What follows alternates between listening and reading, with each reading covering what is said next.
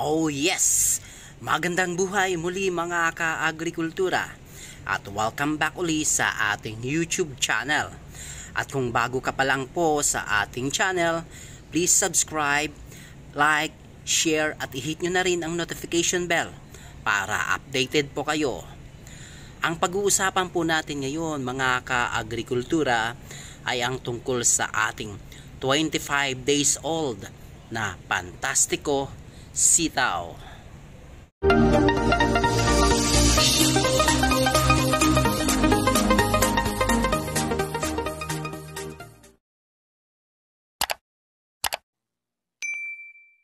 Kung kayo po ay may plano na magtanim ng sitaw, dapat nating piliin mga kaagrikultura ang magandang klase o variety na pest and disease tolerant na mga halaman or sitaw na kagaya ng sa atin.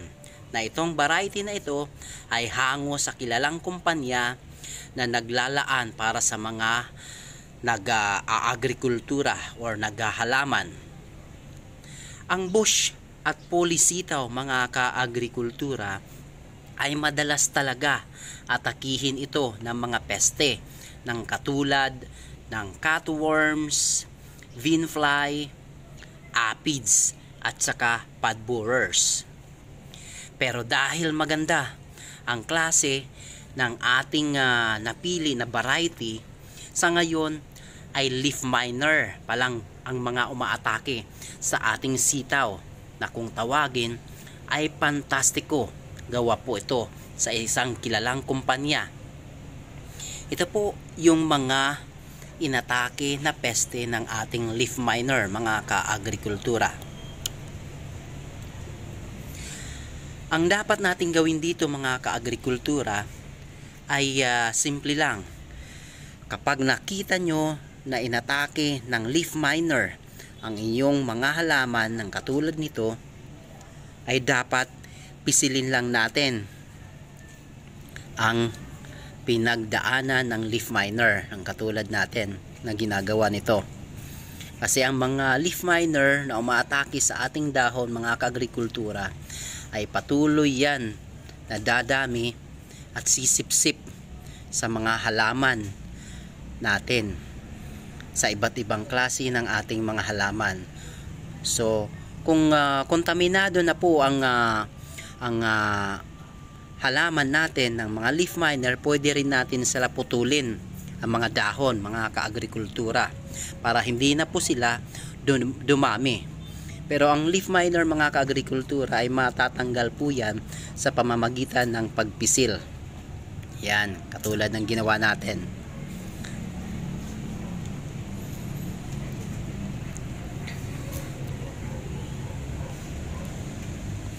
Ang leaf miner kasi mga kaagrikultura ay isang species ng insekto na larva stage na nakatira sa mga dahon at patuloy itong kumakain sa mga dahon ng leaf tissue ng halaman na sumisipsip sa ating mga pananim.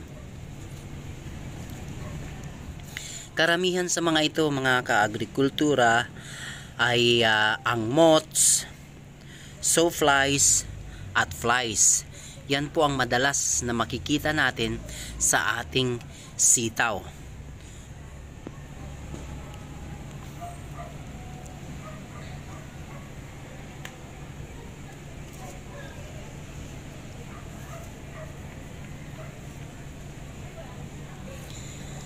Pagdating naman sa mga diseases mga ka-agrikultura, ang sitaw ay madalas na inaatake at nakakaranas ito ng pag-atake sa ating pananim na sitaw ng katulad sa Fusarium wilt, root and stem rot, bean rust, bean mosaic at powdery mildew.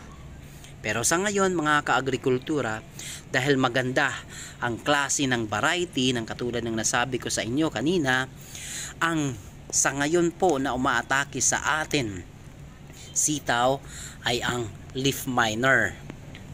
Yan mga kaagrikultura.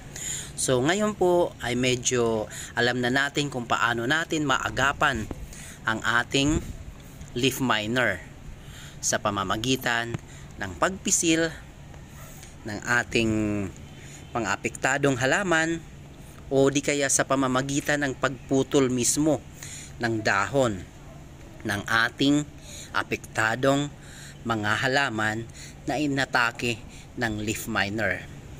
Ito po mga kaagrikultura ang ating 25 days old na Fantastica seeds. Hango po ito sa kilalang kumpanya na nagbibigay ng mga seeds or nagbebenta ng mga buto para sa ating paghahalamanan. So, ako po mga kaagrikultura ay mayroong ditong 8 balde na mayroong sitaw na Fantastico sitaw na variety. Ito, mayroon 4 ako dito mga kaagrikultura, at dito sa kabilang banda naman ay mayroon din akong 4. Yan po mga kaagrikultura ang ating mga halaman na bush sitaw. Yan, ito po ay climbing vine. So hindi na natin kailangan ng treeless dito mga kaagrikultura, kasi dati ko pa po ito nilagyan ng treeless dyan gamit ang ating rooftop gardening. Yan po mga kaagrikultura.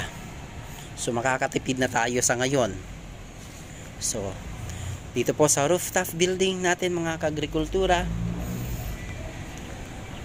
makikita ang iba't ibang klase ng halaman katulad ng Fantastico seeds na sitaw. Mayroon din po tayong sa kabila ay ang okra mga kaagrikultura. So I hope na mayroon po kayong natutunan sa ating paghahalamanan ngayon dito sa rooftop gardening, ay ang patungkol sa mga pests and diseases na umaatake sa ating sitaw. Ulitin ko lang po mga kaagrikultura, sa ngayon ang umaatake sa ating sitaw na 25